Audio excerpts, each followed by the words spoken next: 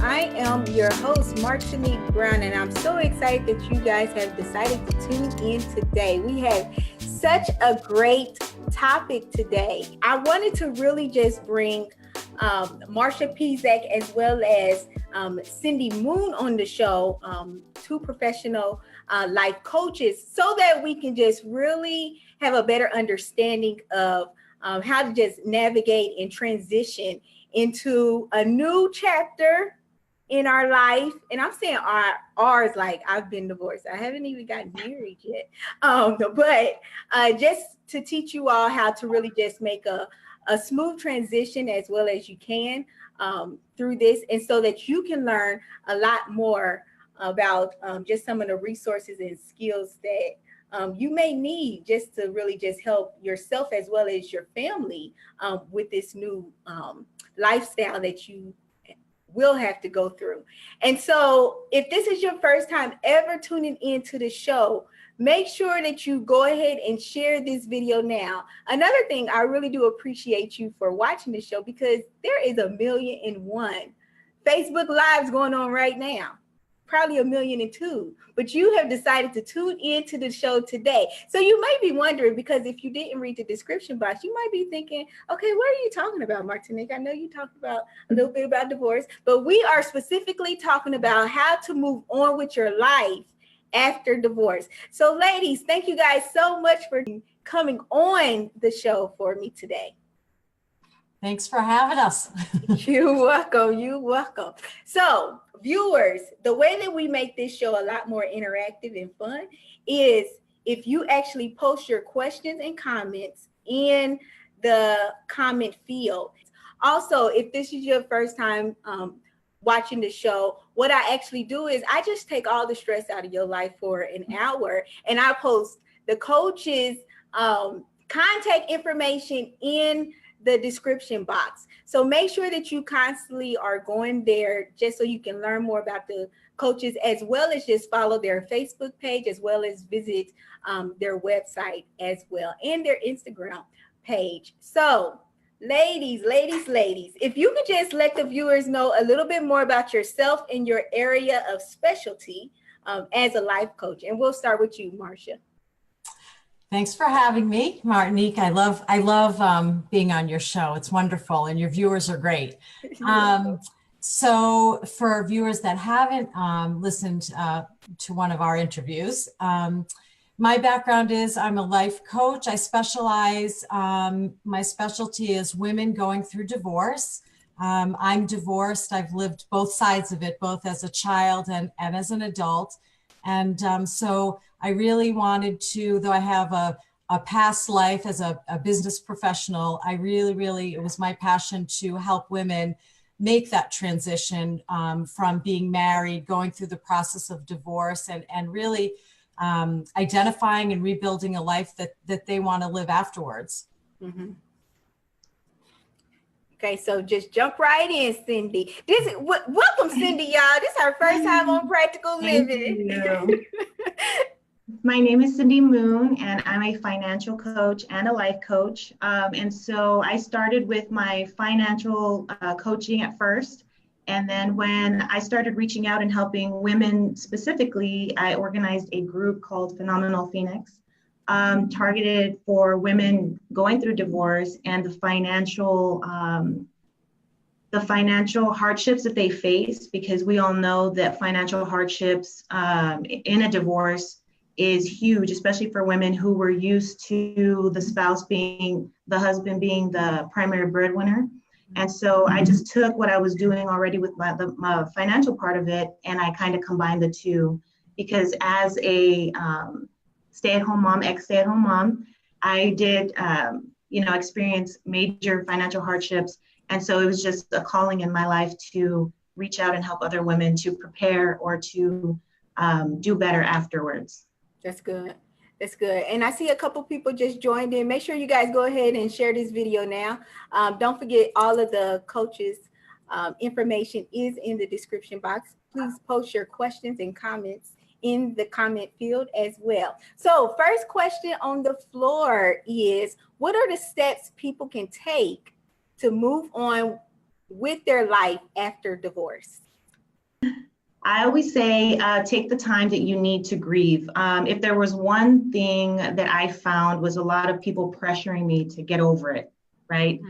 So you heard a lot of, you're still upset about that. Well, absolutely. You know, nobody gets married planning for a divorce, especially if you've been a divorce for 15 years plus. I mean, even 5 years, it takes time for you to grieve, and because you've lost, you know, who you were, your hopes and your dreams with that person. And so give yourself that adequate time to grieve and, you know, be by yourself and just focus on you. I would also say forgiveness, to forgive yourself, because I know a lot of people, and I personally also went through a period of time where I just replayed every scenario of what I did wrong and why didn't I do this better. So, you know, you've got to learn to forgive yourself, because everybody's human, everybody makes mistakes. But just as much as it takes two people to make a marriage work, it takes two people to destroy marriage as well. And so, you know, you have to just remind yourself of that, especially when you're in the really darkest moments of your divorce. I would also say to find yourself again as a married woman. You know, you tend to focus on your family, on your spouse, and build who you are as a couple. So, you know, you always let go of some things that you used to enjoy doing, or maybe you kind of just put your focus on your spouse and your family. I will say an upside, as weary as I am to say that word, right? As a like an upside to divorce is that you get to reinvent yourself or fall in love with the things that you once let go. So be active, you know, find yourself, be selfish, and get a mentor or coach. I feel that when people have somebody guiding them through, somebody that they can speak to and speak life into them, you do much better. Because if not, and you talk to people who are in the toxic mental state, you start acting out in toxic behaviors. How easy is it to get caught up in all of the negativity and the hurt part of it? So find somebody who can guide you in the right direction. I agree with everything that that Syndee said. It's a process, right? It's a process that takes time. I always say to my clients, no one really gets married to get divorced. That's the first thing. And then the second thing is, you know, I was married 16 years, and sometimes, you know, you get impatient with yourself. You say, I want to feel better, I want to do this, but I still, you know, I'm just going through the motions. And that's okay. That's part of the healing and the letting go process. So if you're married, you know, for me, I was married 16 years. It took me 16 years to build the family and the relationship. It's not going to take me 16 minutes to uncouple everything, particularly when there are children involved. So you've now, you know, you've combined everything. And divorce, it is a process, and actually the repercussions of which, though they may be more intense in the beginning, they lessen over time, but they last for a long time, right? So even if you're through your divorce, the ink is dry on your agreement, you know, now you're thinking about dating. Well, maybe you haven't dated since college. So how do you do that? So again, that's a repercussion of divorce, dealing with children. But it really does affect, I always think of it, it affects 3 areas, right? So it affects all the logistics while you're going through it and after. So money's a big one. Money, time, your housing, you may have to move, change locations. It can affect your job. If you were an at-home mom like I was, you need to, you know, jump back into the workforce, and then you're dealing, you know, possibly with daycare situations. So it's really like the tangible logistics that are all going to be in flux, and they're going to go through their process of change. So and the changes don't go from A to B, they kind of zigzag, right? And then the other part that divorce affects are your relationships, not just with your soon-to-be or your ex-husband. It's your ex-husband's family, your friends, your neighbors, your colleagues. How do you tell people at the school? And then you have your identity. And the identity, as Syndee mentioned, you know, you were a married person, you've built your identity. It doesn't mean you necessarily completely lost your identity, but a big part of your identity is that you're a married woman. And what does it mean to be single? And so through all of these things, there's a healing process. It's kind of a one step forward, maybe 2 steps back, but it's really being patient through that and trying to believe that you are going to come out the other side. And so it is easier. We as women have friends and family that are very supportive to us. What coaching really is about is having, they give great advice, they love us, and they want the best for us. But because they love us, all of that comes from a place of love, that what they want to see for us. And we're still figuring out through this transition what we want for ourselves. We're still spinning up in the air. So what coaching does, though it doesn't necessarily, it goes at your pace, right? So you may be moving forward where today, this week, between this week and next week, I'm going to take 2 hours for myself. It's just putting those small steps in place. And we're working with our clients to figure out, to help them get clarity, what they may want. And it could be a very short-term goal, like I don't want to lose my bananas when I see them the next time, or a long-term goal, which is, I see myself going back to school, whatever it is. So our friends and family, very, very valuable during this. They surround us with love and support. But coaching gives that objective guidance to help you decide what you want to bring forward for yourself. Definitely. So how would you actually encourage someone that just feels like their life is now hopeless? What would you say? Or like, how do you walk a person through that to just be encouraged through that transition? I know for me, in the mental state that there are, you have to show them how to process, break it down, and then work through those emotions, right? So it's like retraining your brain because you're going through something traumatic and something more difficult than anything you've ever encountered before, right? I know for me, my divorce had to be the hardest thing I'd ever faced. And so you kind of have to retrain their whole way of thinking. So yes, you're divorced. Yes, your marriage fell apart, but don't look at it as in you're a failure. And now let's look at what you can learn from this, where you can go from here. So don't focus so much on the past and in the right now, but let's start looking to the possibilities and where you can go, right? Because this is only a small portion of your season, of your story. Your life doesn't end. You just get to rewrite it now. Right. Absolutely. And again, it's at, coaches meet the client where they're at. And so it depends on when the client approaches you. If it's in the beginning, many of the sessions can be a lot of venting and validating. And just by us listening, we're able to absorb it and we're not reacting, again, like a family member would. And so we will ask questions about their feelings and what that brings up for them and what they're most afraid of, where the guilt comes from. And so just by opening that dialogue with someone, by asking them thought-provoking questions, and they're starting to evaluate, as Syndee said, it is a way of sort of shifting your mindset a little bit, even though you're still grieving and healing. Sometimes, I think we've all experienced it, where someone will say something to you that you think is so simple, but like it shifts everything. And I remember an example that I used as I was, again, it was a very difficult period for me, my divorce. And I think in my mind, I knew it was over, but then it was like the logistics, oh my God, the house, the kids, the job. And I was spinning.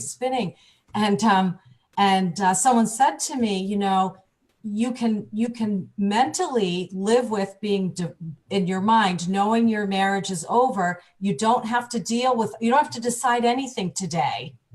Just get used to the idea that it's over. Now you're letting go. The logistics, as you say, you chunk them down one by one. So everyone experiences it a little bit differently, but yes, there are definitely Certainly, in my case, it was unexpected. There was an affair involved, which are, very hurtful. And you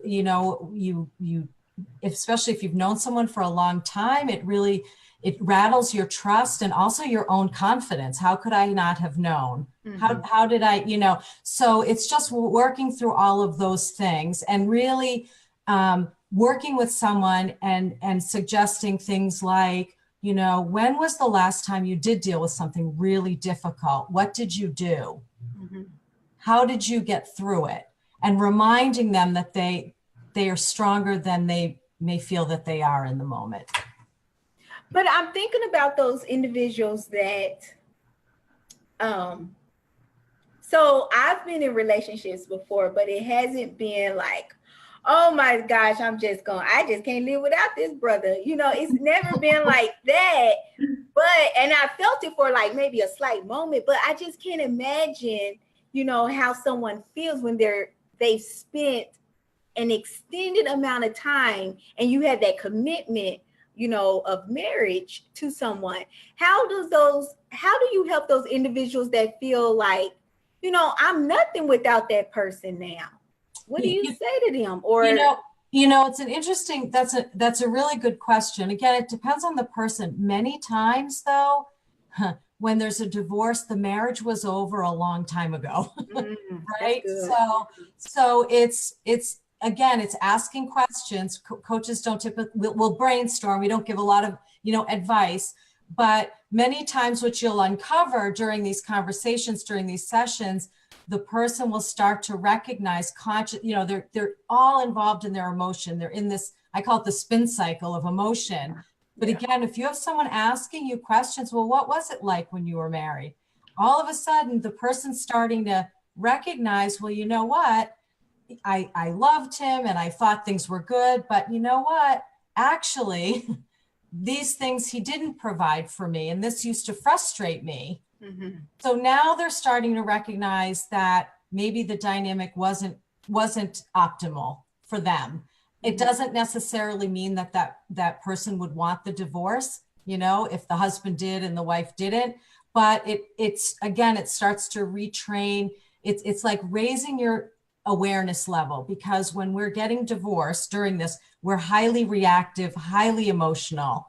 And so what a coach will do is ask questions to get you to take it down a notch, slow the spin cycle down, where you can start to think about and process. You're still emotional, but process a little bit more with more thoughtfulness as you go through. And that helps when you're making decisions as well.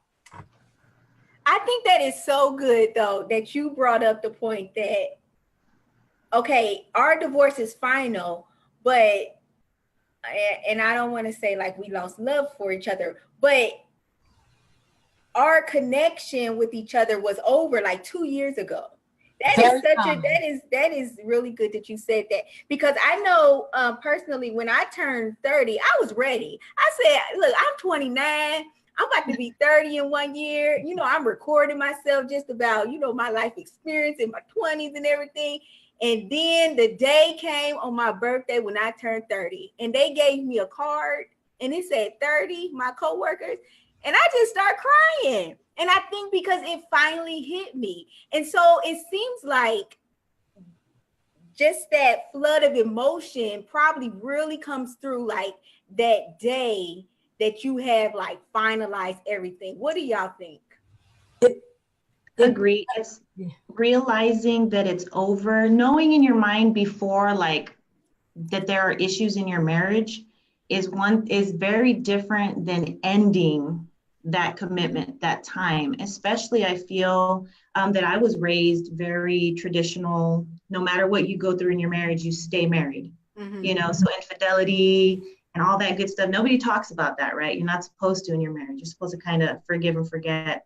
So I think it's just that emotion, that knowing like it's done. I wasn't necessarily happy, but you weren't ready to just give it up yet, and so the letting go of all those years. And I think like, I know for me personally, it felt like all this time that I invested, all this time that I stuck it out, you did what you were supposed to do, and then it just ended. So you feel that that weight of all the years of carrying all that stress and heartache, and then it just kind of just overtakes you. And so it hits you in that moment when you know it's done. And I feel like if you can hold off on reacting or kind of hold it together in the initial moment, you'll be good. You know, you just give yourself a few minutes and you'll remember. It'll come back to what it really was, not what you hoped it would be. And there for many of us, there are those emotional times where we do, Syndee, like, you know that it's done and it hits you. But then there's the whole legal process and the negotiation that goes on after that, which again brings up all sorts of emotions, right? And then some days you're kind of cranking along and you're thinking things are good. And then I always say, then you think you're getting it, right? You're getting your rhythm back. And then it'll just tap you on the shoulder and say, oh, by the way, you're getting divorced or you're divorced. And then it just hits you all over again. It could be in the supermarket. It could be in the middle of a job, you know, your day at work, and lean into it and be vulnerable to it, because it will come and then it will go.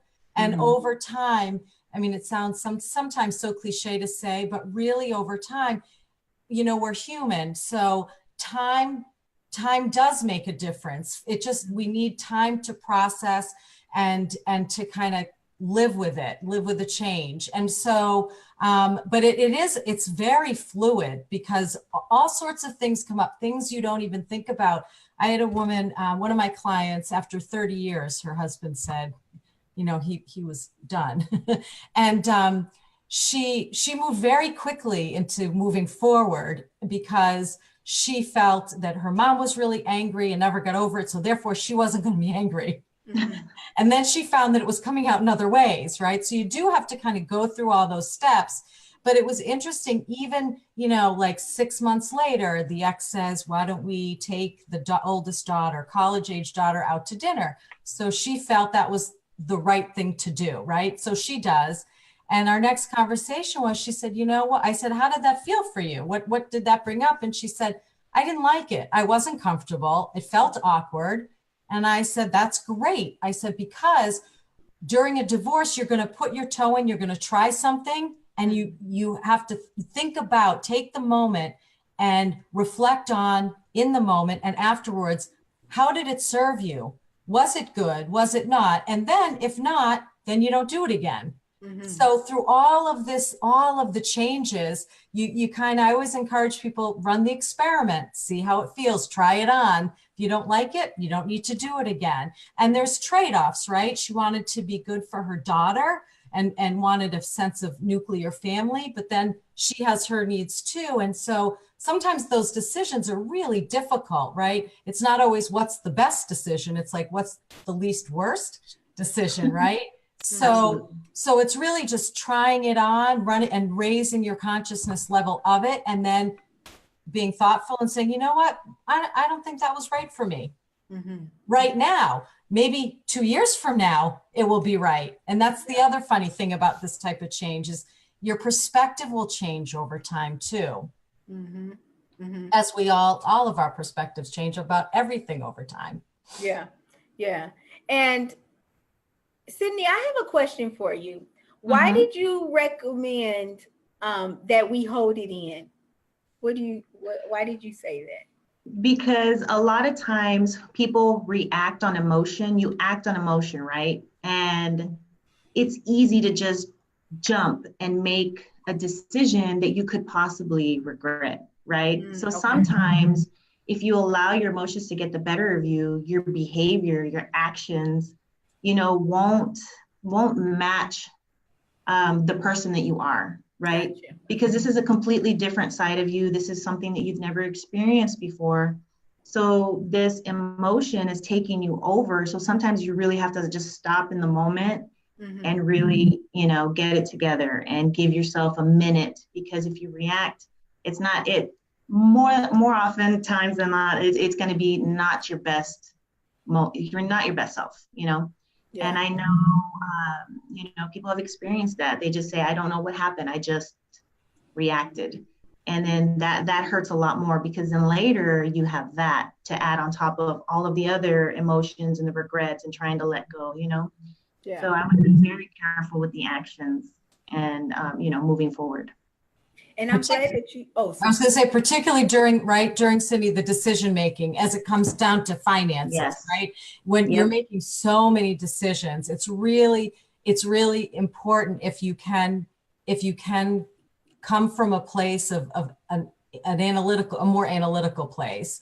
And the other thing is, if you're divorced, most people, I shouldn't say this, but the way I say it is, you're not supposed to be good at divorce. You've never been divorced, so why would you be good at it? So when you do have a meltdown at the lawyer's office, it's okay, it's understandable.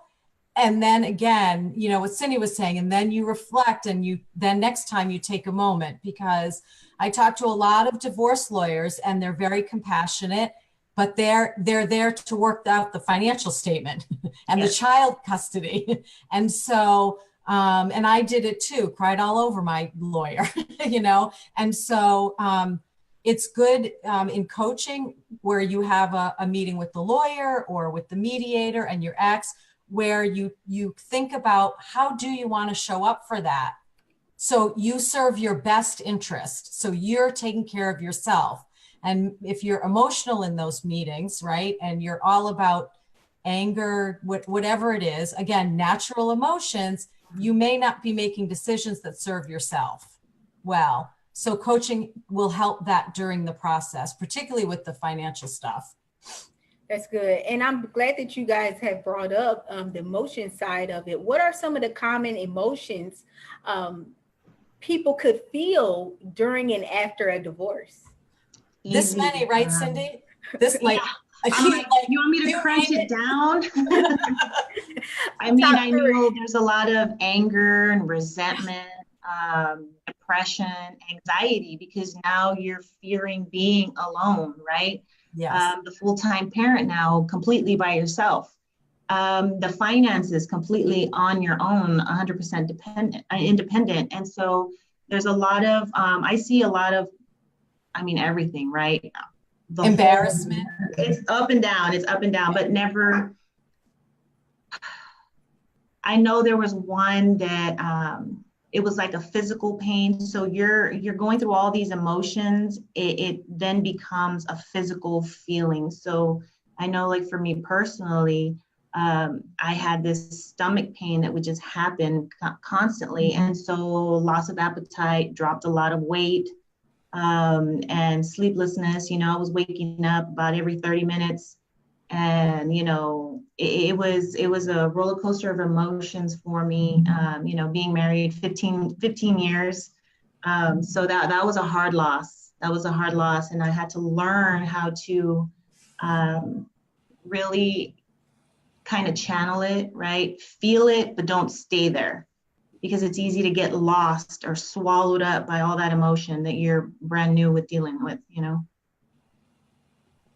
The emotions can be paralyzing, and certainly if, again, it's your identity, you can be embarrassed, all your friends are married and you're home with kids or working, and you can feel shame, embarrassment, guilt, lots of anger. And those emotions can last in some ways, sometimes a lifetime, right? It's just a matter of how prevalent they are, and how, if you're feeling it and then you let it go, right, you can move on. But in the beginning, it's easy to stay there. And sometimes for a little bit, we should stay there, right? As long as we're not making big decisions at the time. So, but it does, Syndee said, it's a roller coaster, and very much in long-standing marriages, even if you have two people that mutually want the divorce, it's still hard. It's hard to let go and create new boundaries. And, there's also experiences too where, for the kids, the couple, they don't make the boundaries, right? And then there's issues with boundaries. One's dropping in on the other. One's calling, can you fix this? Can you fix that? And it's learning how to respect the boundaries that there's going to now be, two separate households. But after 16 years, it's an identity thing. I remember after I was the birth of my daughter, this isn't divorce, but I think of it this way, is I had my 12-week maternity leave, and I went back to work. It was hard, but I went back to work full time, and I'm sitting in my cubicle and I'm looking around and I'm saying, well, everything's the same and I have the same stack of work to do, but oh my God, I'm somebody's mother. It was like, oh my God, I'm someone's mother. How could I be someone's mother? Everything else around me is the same. And similar with divorce, you never pictured yourself in that spot. And and you're like, you could be going along and you say, oh my God, I'm all alone. I'm by myself. And which can be very, very empowering over time. Very empowering. Mm-hmm. So it is a wide range. But say that last part again. What you said? It's a wide range of emotion, and sometimes we do get a little stuck in them, and then that's what the coaching's for, is to help someone get a little bit unstuck and off the roller coaster when they're ready. Most people want to, intellectually, they just don't know how. And when Syndee and I talk to our clients, we ask a lot of thought-provoking questions that friends and family don't ask, right? We as women love to give advice and support and get on board. He's a this, or I can't believe that happened. But as a coach, we don't do that. There's no judgment either way. It's just about you and us asking questions about you. And we go through our lives not necessarily asking those questions of ourselves and giving us our own minds an opportunity to explore things. So that's what coaching does to help rewire the thinking, as Syndee said. Yeah. And what do you feel like are some other benefits to utilizing a life coach as somebody transitions to a divorcee?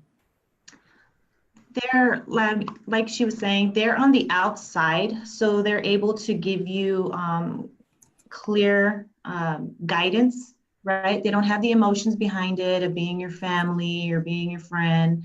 They can see you, they can see the issues, and they can help navigate you into your new life, how to adjust, maybe help you on the path to financial independence, help you to navigate and learn how to be a mom on your own, right? Because it's different when you're a mom with your spouse and now you're going to like a single parent home.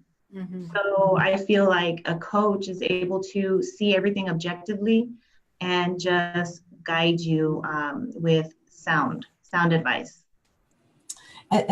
And the other thing that coach, so I get this question a lot, therapy and coaching, right? What's the difference? There's a lot of there's certainly overlap, right? And every therapist and coach has their own style, which is really important to find the right people to support you. Really important, from a financial advisor to the lawyer. If you're using a therapist, a yoga instructor, or a coach, find the person that you feel good about, because you're going to trust that person with a lot of maybe private information, and you're at your most vulnerable. So you want to listen to your gut. If the person feels good to you, go for it. If you're not sure, there's plenty of us out there to choose from as you build your network of support.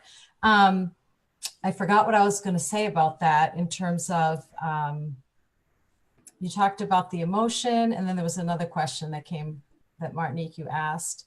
Oh, about the steps. The other thing a coach will do, the overlap. So therapists really delve into the whys, right? The why questions. Why did it happen? You do relive a lot of the past. What happened? Why did it happen?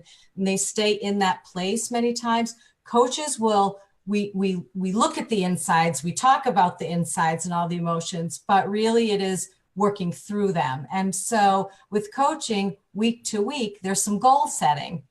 And it may seem like a teeny tiny goal of self-care that week, mm-hmm. But that's what someone may need in the beginning, is just to decide, to make the commitment to decide that twice this week, the kids are going to be in front of the television or with a friend, and you're going to take a bath so you can remember who you are. You can kind of soothe yourself, right? We do get comfort and soothing and love from everybody else, but when you get divorced, it's really important to learn how to soothe yourself and be a really good friend to yourself. So the goals could be around self-care in the beginning, right? Or anger management even. But from week to week, you set these little steps. And what I find over time is that, even though the person still might be spinning, they're starting to look back and going, you know what? I did that. I took 2. It makes me feel good. Twice this week, I played tennis. Mm-hmm. Twice this week, I didn't answer the phone. Whatever it was, it's regaining your sense of control and empowering yourself, so that even if everything else seems out of control, that little by little you're going to pull on those little things and you're going to build your control again. You're going to get your sense of self and control. And even if you feel that you're deciding between 2 hard things, I was a working mom, and then for 3 years I wasn't. That's when my marriage fell apart. And I thought, well, am I going to go back to work full time? Mm-hmm. I had a 4th and 6th grader, or am I going to sell the house and go back part time? Not great choices, right? I didn't want to go back to work full time. My kids are going through a big transition, but this was their home and their neighborhood. I ended up selling the house. They were 2 really hard decisions. Had I not made one, the financial impact would have been devastating, mm-hmm. right? And this way, again, you're choosing the least painful. And that way, when you do that, you can prepare for what the fallout's going to be. You own it, you're accountable for it, and then you can work it through with your children and yourself. I want to say for a year, we cried every time we passed the house. But I still, even though it was sad, I felt I made the best decision at the time, even though it was not a happy one. Mm-hmm. So it's really kind of little by little getting that control back. I don't know, do you find the same thing, Syndee, with your clients? Yes, just to help them put one foot in front of the other, because, they're trying to get through this emotional or all this turmoil in their lives right now. And so with the emotions, they can get caught up. And so you kind of help them just break down, even if it's like day to day, making a schedule or making a small little, okay. I know I'm very big on, your power hour, right? So for me, mindful meditation and exercise are both great for mental health, right? So mm-hmm. I always make sure that that's number 1 on the list to get that going. So that way you start your day off with, clarity and a little bit of peace inside you, because when you go throughout the day, there are definitely going to be some moments where you're going to feel that rock bottom again come up. And so, just definitely help guiding them through those emotions and just, getting back to not a normal routine, but their new routine, right? As that independent woman and trying to help their family piece it together. So definitely, I agree. And we don't want to exclude guys. So, independent woman, independent guy as well. But I know, Marcia, you actually brought up kids. So what are some of the things that parents can do to help their younger kids or even adult kids transition to this new lifestyle? So, go ahead. We are hot. We're ready all the time. We're ready. I know that, for the kids, they're not understanding what's happening, right? They see mom and dad, sure, they maybe have arguments, but everybody has arguments, right? My family is not the family that breaks apart. I know, like my son told my husband, you promised we were going to be forever, so helping them feel loved, mm-hmm. reassuring them that no matter what our family looks like now, we're still a family. Just giving them that reassurance, that confidence that they're loved. Like whatever happened between mom and dad is strictly between mom and dad. And another big thing that I always advise parents is to make sure they get their school involved. Because if you as an adult are having trouble going out into public, some people experience anxiety attacks or, they get very anxious. Imagine how this your child now feels going back to school and being used to mom and dad coming to my events or plays together, and now it's either one comes or the other one, you know what I mean, sitting separately. So they're also learning their new world. So you have to do as much as possible. And I truly believe in that. It takes a village. So your family, pick up your kids, be more involved with the ones that they're closest to. School counselor, involve them, let them know, because the schools will have the counselor maybe check in on your kids maybe twice a week. You know what I mean? And just help them process, but make sure at home they do not see you falling apart. If you have to fall apart when your kids are not there or when they're asleep and you're in the shower, do it. But they need to see, because they need to see the strong parent, right? Everything's okay. If mom or dad is not freaking out, it's going to be okay. It hurts, but everything's going to be all right. So they just need reassurance, a lot of love, and a lot of patience, because a lot of times children start acting out because they can't handle all these adult emotions. And so when they start acting a little bit crazier than normal, you're going to have to learn how to sit with them and talk them through it as well. I agree wholeheartedly with it takes a village. And I don't think I understood that until my divorce, just how important that was. And, I have a brother and sister. We don't live in the same state, and they really rose to the occasion, and they were there for my kids. And it was wonderful. And the other thing is, a therapist can help. I had my younger daughter, and it hit them at different times, again, 4th and 6th grade, but then we had fallout later again, because there was more stress. Sometimes divorces take a long time, particularly if there's a lot of financial stress, which I experienced. But I'll share, this therapist had said to my little one, who was anxious all the time. And she said, my daughter was very articulate in 4th grade. She said, I have a lump in my throat and it doesn't go away even after I cry. Oh. Right? So the therapist was brilliant, and she drew 2 lines on a piece of paper and a circle, and she said, there's your neck, there's the lump, what's in it?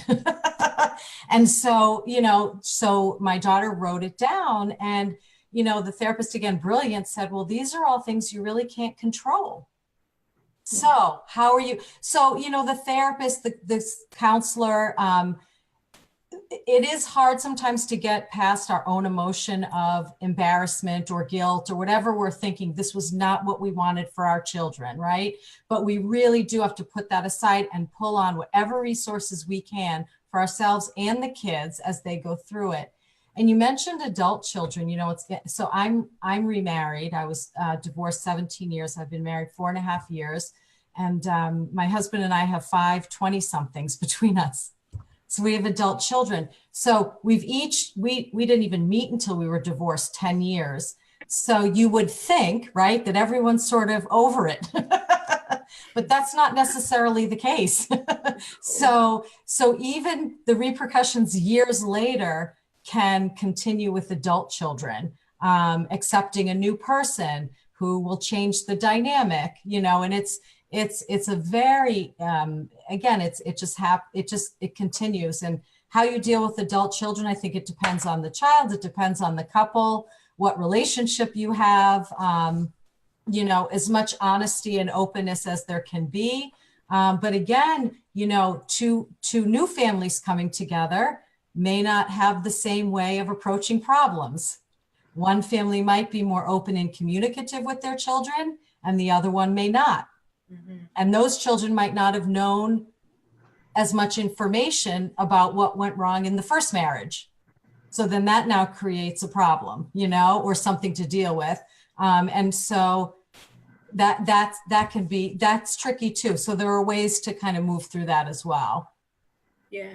And I was thinking that it would be okay. And I don't want to make it sound like I'm allowing my child to see every single emotion, but I was thinking, and you guys tell me what you think. I was thinking it's okay for them to see those raw emotions because they're feeling those things as well. And so I would think that it would help me and my child relate some more with each other to help them see, mommy or daddy is feeling the same thing as well. And it's okay to feel it.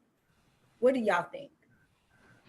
Yes. And I I always advise to be very careful with how much, right?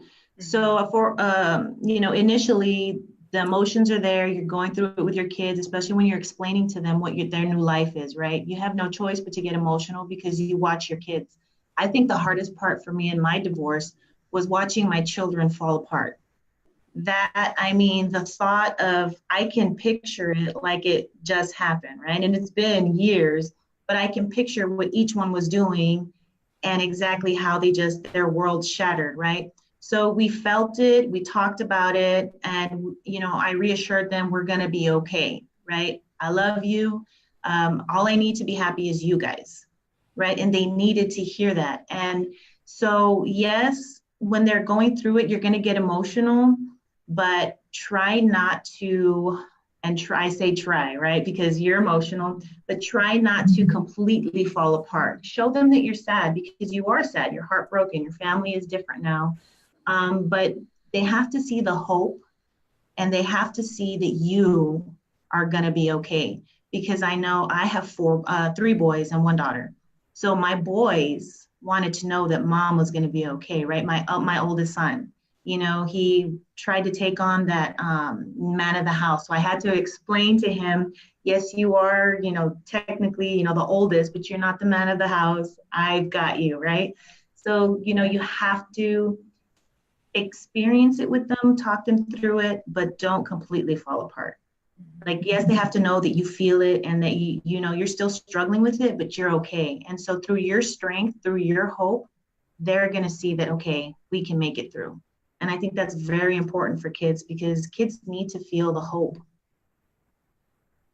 And safe. And the other thing that is also helpful is to keep a routine, because if you're keeping the same routine, that's a sense of stability for them. So with my kids, in the beginning, the way it all played out, it didn't really hit them till we sold the house. That was kind of the big piece of stability when that's when my kids really fell apart.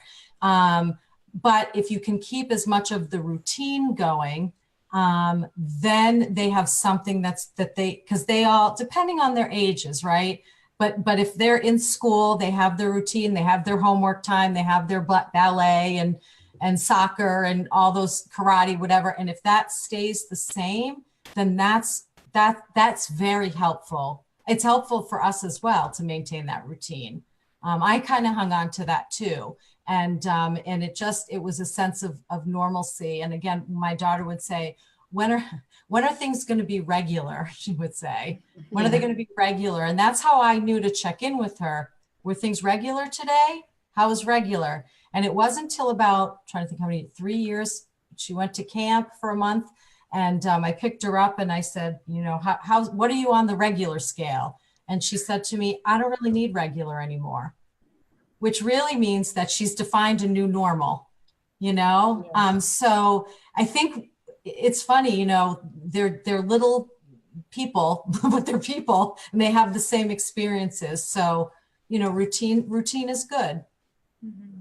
Mm-hmm. And I think these are such great nuggets that you all are giving to people, because that's one of the reasons why I decided to create a show like this, is just so that you all can give practical advice, something that people can just try to implement within their life daily.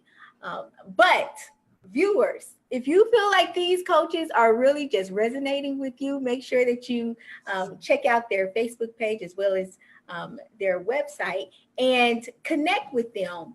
Just let them know you saw them on the show and you would like to possibly do a discovery session with them to see if they are the right coaches for you. Also, if you just tuned in, thank you so much. Make sure you go ahead and share this video now. So I know that we've been talking a lot about just building a support system. How can viewers be supportive to a family member or friend that has gone through a divorce or is going through a divorce currently? What do y'all think? Listen to hear, not to respond. I know everybody is so anxious to give advice, but sometimes they just need somebody to vent to listen to them, hug them, I would say make dinner maybe once or twice a week, come over and clean the house, maybe take the kids out, to the park, or take them all out of the house. Try and be as involved as you can. The newly divorced parent is going to have a lot on their shoulders. And so maybe small things like cleaning the house, or, making dinner or lunch, or, picking up the kids after school, helping them figuring out what their new routine is going to be. So if you had a stay-at-home mom who's now going to work and now isn't going to be able to pick up her kids after school, maybe you can help shuttle some kids around, or, just really be there wherever they're going to need the help. But I know for me, my sister moved in with me 2 weeks afterwards. And my sister, I mean, God bless her, because she was in it with me and, helping me clean the house, because, you go through it and you feel like you literally can't pull yourself out of bed some days, right? And so I hadn't started working yet. So I had all day to feel that way. And then my kids got home, and so my sister really stepped in, and she took over for the cleaning, helped me a lot, helped me with the dinners, and just was that support for me. I could cry on her shoulder and she would just hug me. It didn't need to be any words. So, just be there to hug, love, and support. That's awesome. I need to just get in touch with your sister. I'm not even going through nothing. she can make me dinner and clean up for me. But what do you think, Marcia? I think Syndee said it all, right? Although I did like hearing it's going to be okay. Like a little, it's good. Someone saying you're going to be okay. And of course, the thing that I didn't like hearing at all was, what is it that's what does, it's going to make you makes you stronger. And you're going to be stronger. This is going to make you strong. And all I could think of is, great. So I'm going to be strong so I'm able to take more bleep, to what end? I get to be strong so I can take more. Like, that was not helpful. But the Exactly. is the main thing, and it's going to be okay. And the support, the custodial support, right? Of the shopping and all that. And again, so it's hard. Sometimes people don't know what to say, they don't, but I'm sorry, what can I do to help you? I love you, and then reach out and then take them up on it, because you know what, you'll reciprocate someday. That's the other thing, we're, as women, sometimes we don't want to be vulnerable, and men too, men even more so have a problem, right? They don't want to be vulnerable, but lean into it. I believe vulnerability is strength. By being vulnerable, you're bringing support to you to get you to a place that you need to be, and then you'll pay it forward, so be okay with that. Even, from borrowing money to asking for, your sister to stay maybe one more week, whatever you need, ask for it. Don't isolate. Do not isolate. That's really not helpful for you or your kids. So that's good. And I was actually taking a death, grief, and loss class. And I feel that that was really a good point that you made, Syndee, about you have to mourn, this new, that spouse that you had, and now the new life that you're coming into. And one of the things that our professor said was, don't say, like, as a support role, like, sometimes it's not beneficial to say, call me if you need anything. And we were specifically just talking about death.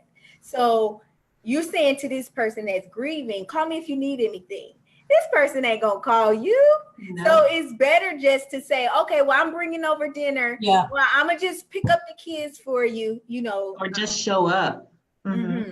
Mm-hmm. Just show up, would be like, hey, I thought of you, here's some dinner, or hey, let's get out of the house, go for a walk, And there will be people in your life that mean well, but aren't supportive.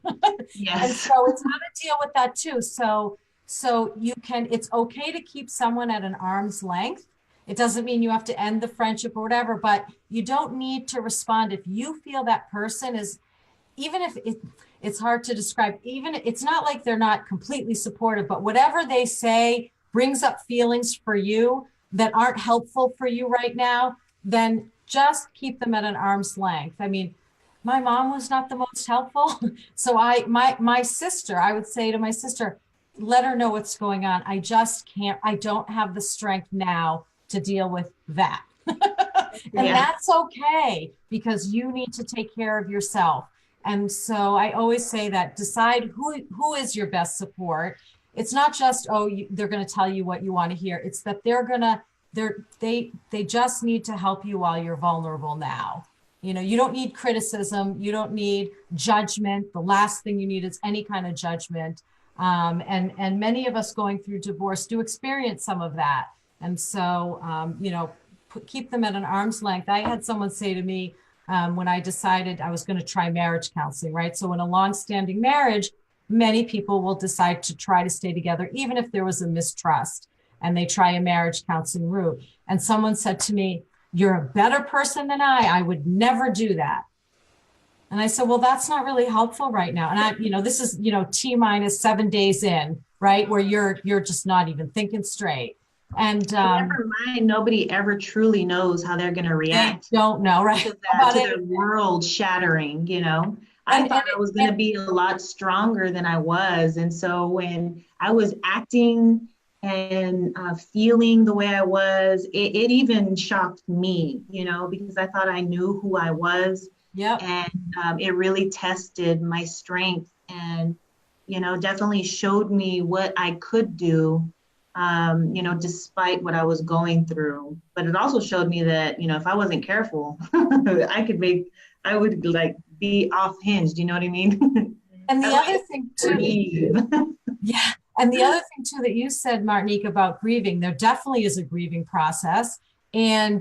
But you still have to deal with the ex-husband. They're still there. So there's grieving forever, and especially if you have kids, right? So, and even adult children. So there's the grieving, but then there's the evolving the relationship, which is really tricky, right? So again, it cycles through. It cycles through. Mm-hmm. Mm-hmm. And even now, interestingly enough, I'm remarried with adult children. Not that I'm grieving, I'll share this, but when I look at my close friends who've had, you know, been married 35 years and their adult children come home, and, you know, just the other day I said to my current husband, my new husband, I said, you know, we're not going to have that. We don't have the history of raising children together. They can look back and go, look what we did.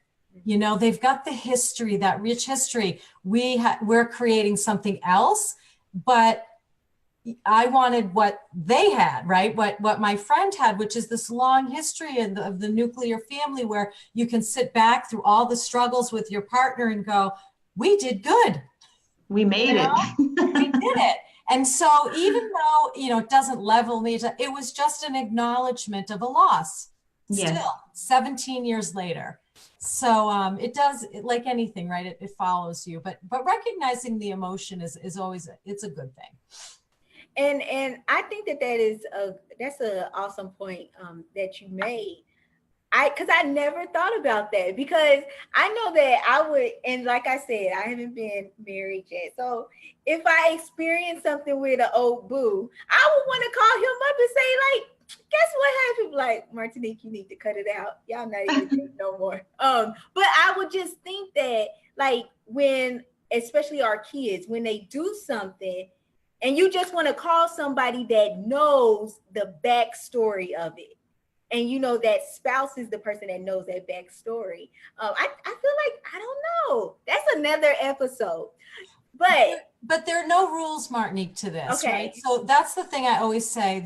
There's no, one of my clients said, I don't know how to do this. I don't know what the rules are. And my answer is, there are no rules. You try something, see how it feels, and evaluate. There's some basic rights and wrongs, right? But there are no real rules. It's really how you want to, what you feels best for yourself, your children, your relationships. So it's different for everybody. Yeah, you can't know what there's no rules, the right way to do it, right? Mm-hmm. So it's what works for everybody, and the new boyfriend or girlfriend or husband and wife. which then starts it all over again. You know, many times. That's a whole other show. That is a whole other thing, boy.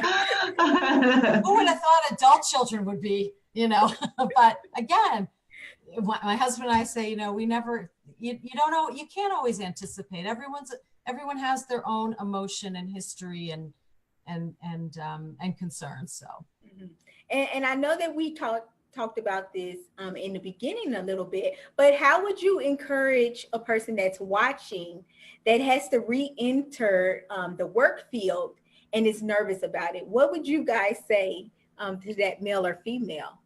Everybody is a beginner, no matter if you've been divorced or this is your third time changing a job.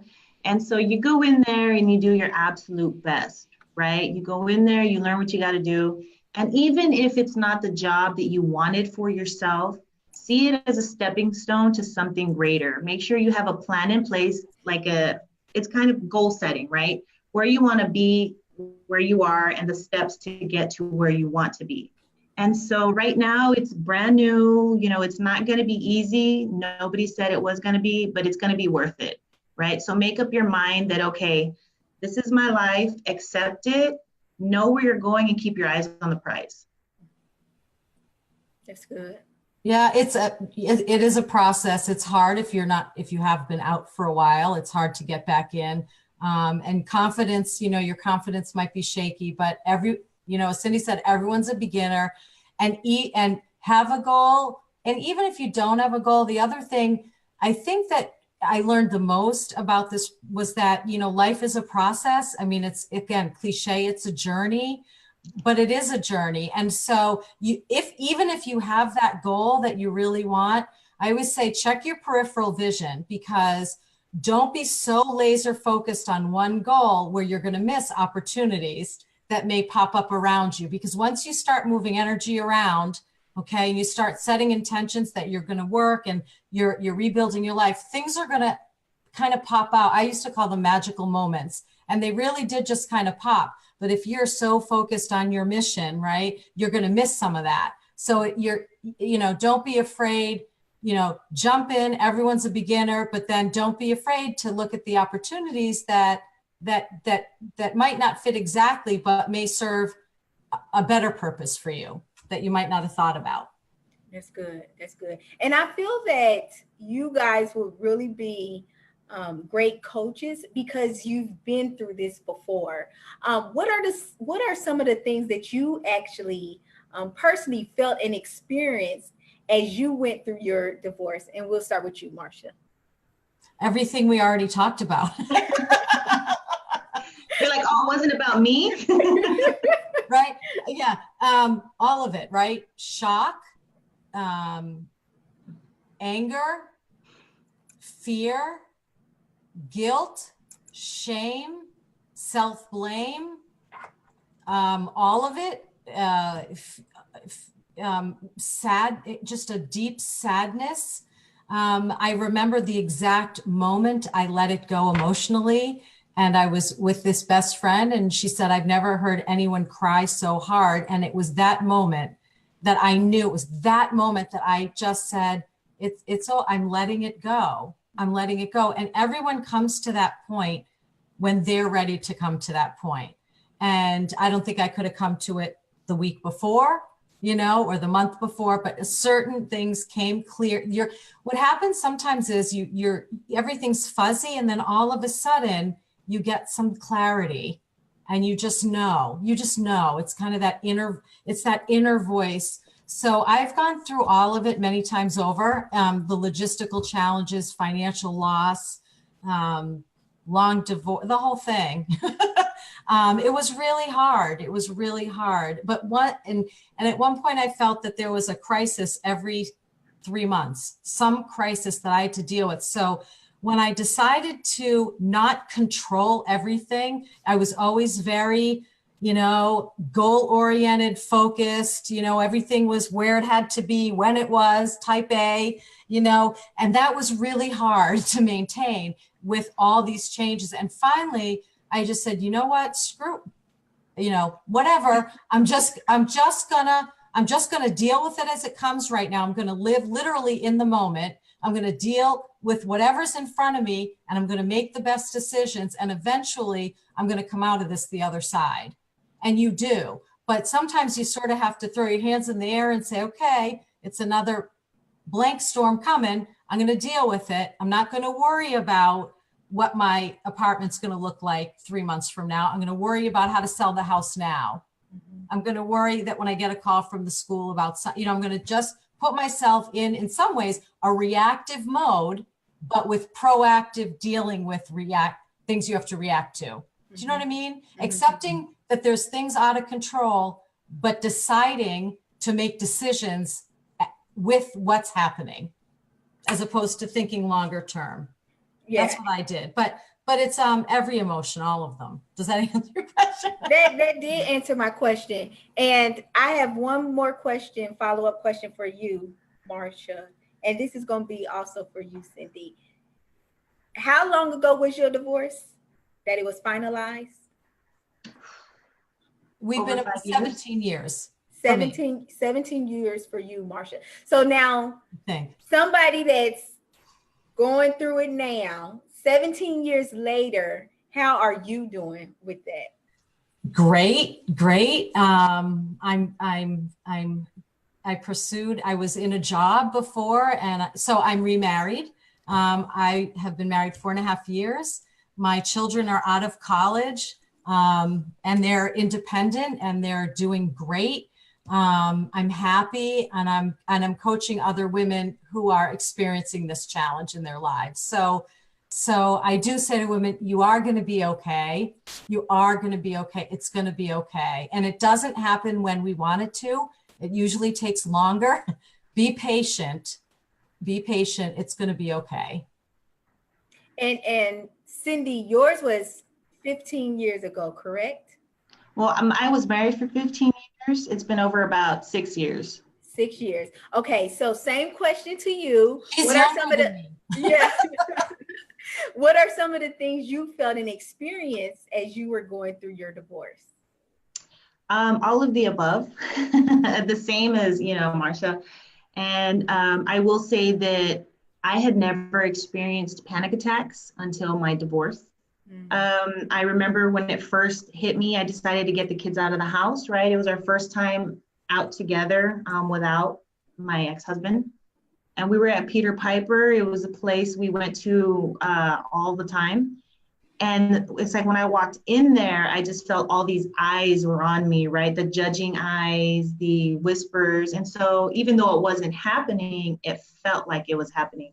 And so I had a panic attack. That was my first experience.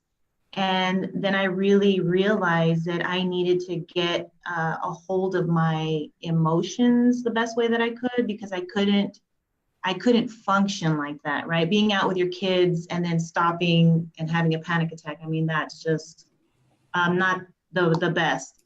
So that's when I started incorporating mindful meditation for myself, which is why I always incorporate it, because it was such a relief, right? I definitely felt like it was more than, I don't want to say ever more, but it felt as much as a death, right? You lost. And I felt like a failure. I let my marriage fail. My family failed. I failed my children. And so you really have to just take it day by day, count your blessings, look at your children, realize what your why is now, because it's different. I mean, it was always your kids, but you had your why with your spouse, right? Your dreams. So now you have to just focus on your why for you, your why for them, and what you want your children to understand about your family now, right? Because you're still a family. It just looks a little different now. And so, I always tell everybody, take deep breath, take a few deep breaths, be patient with yourself, forgive yourself for any past mistakes that you've made, because we're all human, right? But it's not just your fault that the marriage ended. It takes two. And so just learn to love yourself again, and things will get better. And the pain doesn't last forever. One day you're going to wake up and you're not even going to remember what it felt like. And that's going to be beautiful. Yeah, I know that personally, sometimes I say like and this is so funny. I mean, it's not like I can't compare what I've gone through to somebody else that's experienced a divorce, but I know when I finally get over a guy, I'm like, that's why I hate liking guys, because when it don't work out, I'm like, see, I just hate all the emotions involved in it. But Syndee, how are you doing now, 6 years later? I'm doing amazing. I am remarried. My husband also went through a divorce. He was a full-time single father. And so, military, I actually moved my children to Corpus Christi because I was a stay-at-home mom. I didn't have financial support. I didn't have it. And it took a long time for the divorce to go through and for any child support to come in. And so I had to start working, when we relocated, and I got help from my father, who was, in the area that we moved to. And so that was, I remember packing up the van and freaking out, crying, right? Am I making the right decision? But I can say that for me, it honestly was, because that's when I was able to find myself again and not worry that everybody knew who I was. And I was just this person who just had this huge failed marriage, right? So I could take my time by myself, hidden with my dad. And so it was nice. My husband and I met in Corpus. We've been married 3 years now. We have 7 children together. And now we have this financial business, and I'm doing the life coaching on top of it. So everything's come full circle. I used to be a special education teacher dealing with emotional disabilities. And so I knew that I wanted to focus on mental health and emotional challenges. And I thought, what better way than to help people in, big life changes, right? So I use a lot of what I know from working with students who had these extreme emotional challenges. And I just now incorporate that in the practices. And, it's beautiful. Everything's come full circle. And my kids are thriving and doing extremely well. And I honestly, we couldn't be happier, like truly. They're doing, and I know that I did well because they're doing so great. Yeah, and I think that that's really good. And the reason why I wanted to bring that question up to you, coaches, and hear about how you're doing now is just, I wanted to help people to see that you guys will be okay. It does look, sometimes when you're in the midst of it, it just look, and that's any situation where Yeah. you really just can't see the light at the end of the tunnel. You like, when is this ever going to end for me? But just have hope, stay encouraged. If you are a believer in Jesus Christ is going to help you every step of the way. If you're not a believer in Jesus Christ, he's still going to help you, but he also want to build a relationship with you. I'll tell you, there was that moment when I felt in the living room on my knees, and I was like, do whatever it is you have to do. I'm done doing it on my own, And it was when I finally had that release, that moment where it's like I felt clarity, when things started falling together for me. And that was just monumental for me. Mm-hmm, mm-hmm. So this is the last question, ladies, and you guys have been doing great.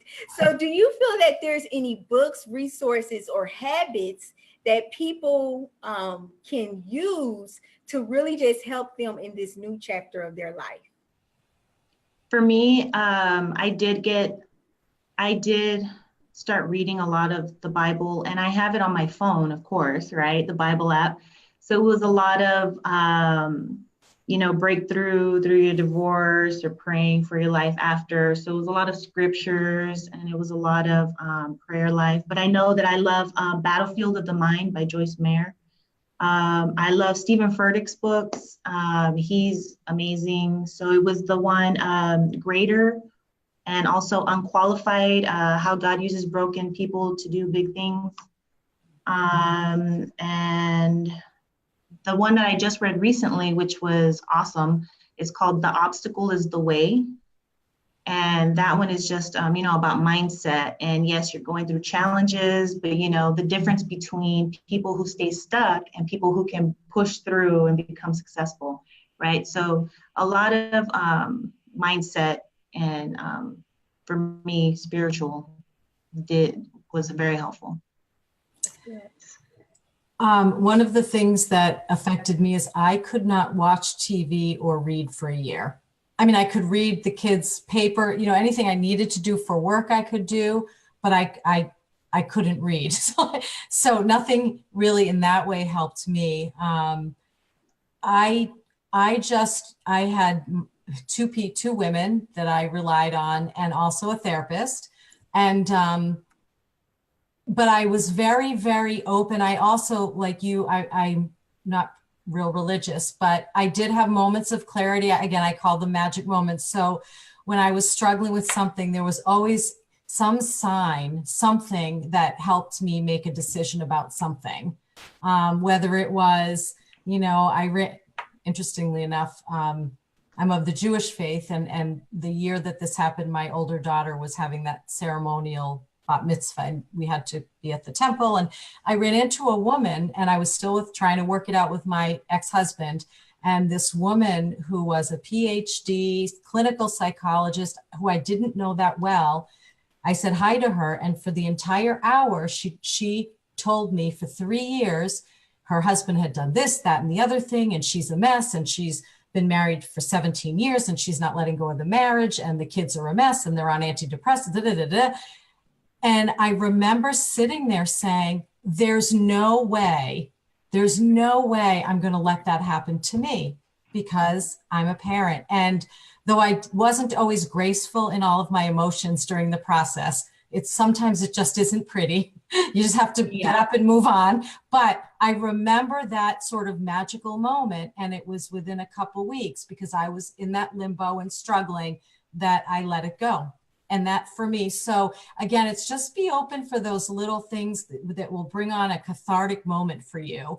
And that clarity that Syndee said. In terms of books now, I think Google is awesome. I think if you're not into reading books, I read a lot of articles. Google, you'll again, managing change, managing fear, how to move forward. You can Google any question and you can see books, but even just short articles where you can write down a mantra for yourself, put it on a sticky on your computer just to remind yourself of certain things. Mm-hmm. You know, so audiobooks are great. Yes, I meant to say that. Yes, audiobooks are awesome. Yep. You can lay in the bath and just listen to all your fold laundry. That's right. They didn't have those back when I don't think we had.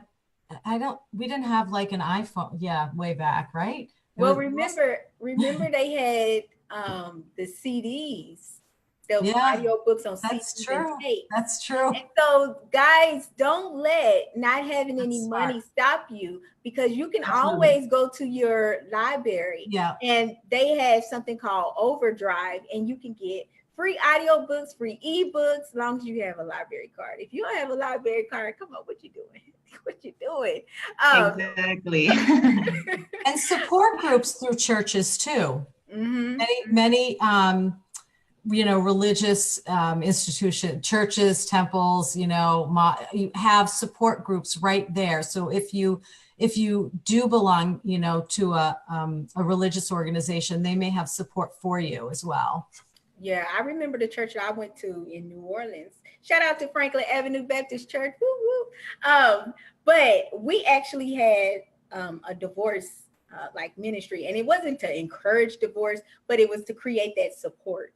Mm-hmm. And really just to help individuals that's going through it or has already gone through it.